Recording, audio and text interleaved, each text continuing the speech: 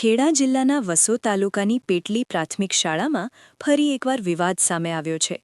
શાળાના આચાર્ય નરેન્દ્રભાઈ પટેલ સામે જ શિક્ષકોએ ગંભીર આક્ષેપો લગાવ્યા છે। શિક્ષકોના જણાવ્યા અનુસાર આચાર્ય નરેન્દ્રભાઈ પટેલ દ્વારા શિક્ષકો અને વિદ્યાર્થીઓ સાથે અયોગ્ય અને અભદ્ર વર્તન કરવામાં આવતું હોવાનો આરોપ છે। આ મામલે શાળાના શિક્ષકોએ જિલ્લા વિકાસ અધિકારીને આવેદનપત્ર આપીને યોગ્ય કાર્યવાહી કરવાની માંગ કરી છે। મહિલા શિક્ષિકાઓએ પણ આચાર્ય સામે રોષ વ્યક્ત કર્યો છે। તેમના જણાવ્યા મુજબ આચાર્ય તેમને અપમાનજનક શબ્દોથી સંબોધતા હોવાના આક્ષેપ છે। આવેદનપત્રમાં વધુમાં ઉલ્લેખ કરવામાં આવ્યો છે કે થોડા દિવસ પહેલા યોજાયેલા એક કાર્યક્રમ દરમિયાન આચાર્યએ 4 મહિલા શિક્ષિકાઓ સહિત કુલ 14 શિક્ષકોને રાત્રે 1 વાગ્યા સુધી શાળામાં રોકી રાખ્યા હતા। ઉલ્લેખનીય છે કે આચાર્ય નરેન્દ્રભાઈ પટેલ અગાઉ નડિયાદ તાલુકાની સોડપુર પ્રાથમિક શાળામાં ફરજ બજાવતા હતા ત્યારે પણ વિવાદમાં આવ્યા હતા। તે સમયે અન્ય શિક્ષકો સાથે થયેલી મારામારીના સીસીટીવી દ્રશ્યો પણ વાયરલ થયા હતા અને ચકલાસી પોલીસ સ્ટેશનમાં ફરિયાદ નોંધાઈ હતી। ત્યારબાદ તેમની શિક્ષાત્મક બદલી કરી વસો તાલુકાની પેટલી પ્રાથમિક શાળામાં મૂકવામાં આવ્યા હતા। પરંતુ અહીં પણ શિક્ષકોના આક્ષેપ મુજબ તેઓ દાદાગીરી, ધમકી અને અભદ્ર ભાષાનો ઉપયોગ કરતા હોવાના કારણે શિક્ષકો માટે માથાનો દુખાવો બન્યા છે।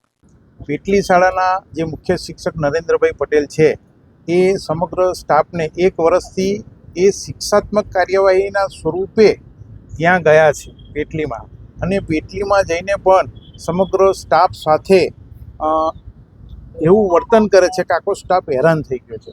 ખાસ કરી અને બાળકોને પણ અભદ્ર ભાષામાં વાતો કરે છે, બહેનો સાથે પણ અભદ્ર ભાષામાં વાતો કરે છે, અને પુરુષ શિક્ષકો છે એમને તો એટલા બધા ટોર્ચર કરે છે કે ભાઈ જો મારી વિરુદ્ધ અવાજ ઉઠાયો કે મારી વિરુદ્ધ કંઈક કર્યું તો હું તમને બધાને જોઈ લઈશ, તમે નોકરી કેવી રીતે કરો છો છે। એટલે અમારા બધાની એક જ માંગ છે કે ભાઈ આ ખરેખર મુખ્ય શિક્ષક કલંકરૂપ છે અને એને તાત્કાલિક સસ્પેન્ડ કરવો જોઈએ।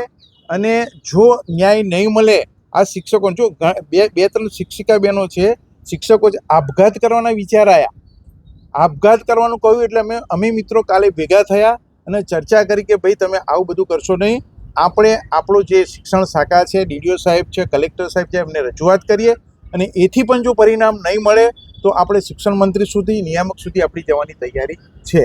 અમે અમારા પ્રિન્સિપાલ સાહેબ આચાર્ય શ્રી નરેન્દ્રભાઈ કેશવલાલ પટેલ એમના વિરુદ્ધ અમે આવેદનપત્ર આપવા આવ્યા છીએ। અમારા જે આચાર્ય સાહેબ છે એ અમને અમારા સ્ટાફને હેરાન પરેશાન કરે છે, અને એમાં અમે 4 બહેનો છીએ, એ 4 બહેનોને તો ખાસ હેરાન કરે છે। અને પ્રાર્થના સભામાં જાહેરમાં બાળકોની વચ્ચે કહે છે કે 4 નંગ અહીંયા આવો મારી પાસે ઓફિસમાં, અને અમને ઓફિસમાં બોલાવે છે અને ઓફિસમાં અમને અડધો કલાક સુધી બેસાડી ધાક ધમકી આપે છે અને કહે છે કે જો હું કહું તેમ નહીં કરો તો તમે કામથી ગયા, મારું કહેલું તમારે કરવું જ પડશે, એવી ધાક ધમકી આપે છે। અને બાળકોને